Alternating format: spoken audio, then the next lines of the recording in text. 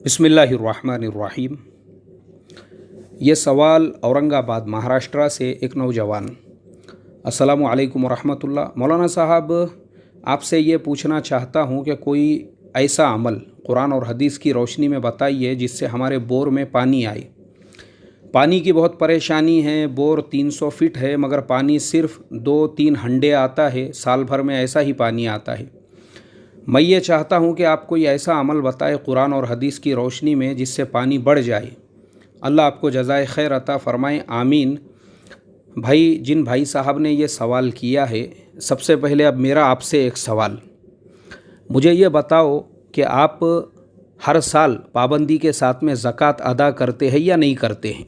मुझे रिप्लाई देना आपने, मैं वेट करूँगा आपके जवाब का। मुझे आप ये बताइए, क्योंकि देखो ये मसला आपका नहीं है।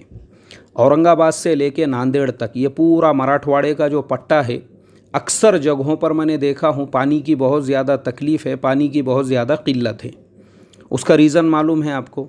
अल्लाह के नबी सल्लल्लाहु अलैहि वसल्लम ने फरमाया, जिस ज़मीन के लोग ज़कात को रोक देते हैं, अल्लाह उस इलाके से बारिश को रोक देता है।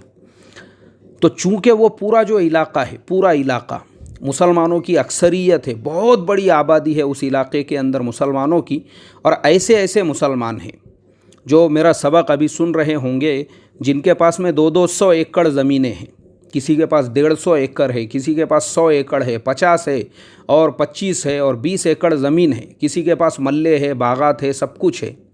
तो हमारे उस पूरे इलाके का मिजाज ये बना हुआ है कि भाई कोई मदरसे वाला आया, उसको हमने 100 रुपये 50 रुपये दे दिए और हमने ये समझे कि दूसरे मदरसे वाले को, तीसरे मदरसे वाले को हम देते हैं। ऐसा नहीं कि नहीं देते हैं, लेकिन हम ये समझते हैं कि हमने अपनी ज़कात अदा कर दी है। ऐसे ही जब हमारे खेत में गेहूं पैदा होता है, जवार पैदा होता है, तुअर बाजरा पैदा होता है, तो वैसे टाइम पे भी हम क्या करते हैं, मान लो हमको 200 थैले जवारी हुई है, तो उसमें से मुश्किल से आधा थैला हम किसी मदरसे को दे देते हैं, आधा थैला किसी और गरीबों में तकसीम करते हैं, और हम ये समझते हैं कि हमने उसका उश्र अदा कर दिया, हालांकि उसकी ज़कात नहीं अदा हुई। इसीलिए देखो, अल्लाह का मुआमला हमारे साथ इसलिए है क्योंकि हमारा मुआमला अल्लाह के साथ क्लियर नहीं है।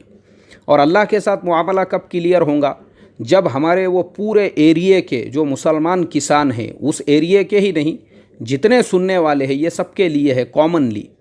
जब आपके खेत में जो भी चीज़ पैदा हो रही है, आपके ऊपर फ़र्ज़ है आप उसकी भी ज़कात अदा करो। अब हम लोगों को क्या लगता है, क्योंकि ये मैं हर साल देखता हूँ, जैसे ही रमज़ान शुरू होता है तो लोग जो है ना, वो सिर्फ सोने और चांदी की ज़कात के मसले पूछते हैं। भाई, हमारे बीवी के पास में 2 तोले सोना है, उस पर कितनी ज़कात है? वालिदा के पास में 1 तोला सोना है। यानी लोगों को ये लगता है कि ज़कात सिर्फ सोने और चांदी के लिए ही है, बाकी बैंक के अंदर जो है 2-5 लाख रुपये पड़े हुए हैं, उस पर ज़कात नहीं है। खेत में जो पैदावार हो रही है, 200 कुंटल कपास हो रही है, उसको मालूम ही नहीं है मसला, इस पर भी ज़कात है। 400 थैले जो है सोयाबीन हो रहा है, पता ही नहीं है, उस पर ज़कात है। 20-20, 30-30 थैले जो है मूंग हो रहा है, पता ही नहीं है, उस पर ज़कात है। हालांकि ज़कात जो है वो सिर्फ सोने चांदी की नहीं, ज़कात हर उस चीज़ के ऊपर है जो आपके खेत में भी पैदा होती है, उस पर भी ज़कात है। और दोनों के ज़कात का मसला अलग है। खेती की जो ज़कात है उसका तो मसला ये है कि जैसे ही माल आपका निकल गया खेत में से, फ़ौरन उसकी ज़कात फ़र्ज़ हो जाती है। अगर आपके खेत में 40 थैले आपको सोयाबीन हो रहा है और वो पूरा क्या पूरा बारिश के पानी से हुआ है, तो फ़ौरन आपने 4 थैले ज़कात निकालना चाहिए हर चीज़ पर। ये नहीं कि खाली गेहूँ जवारी पर।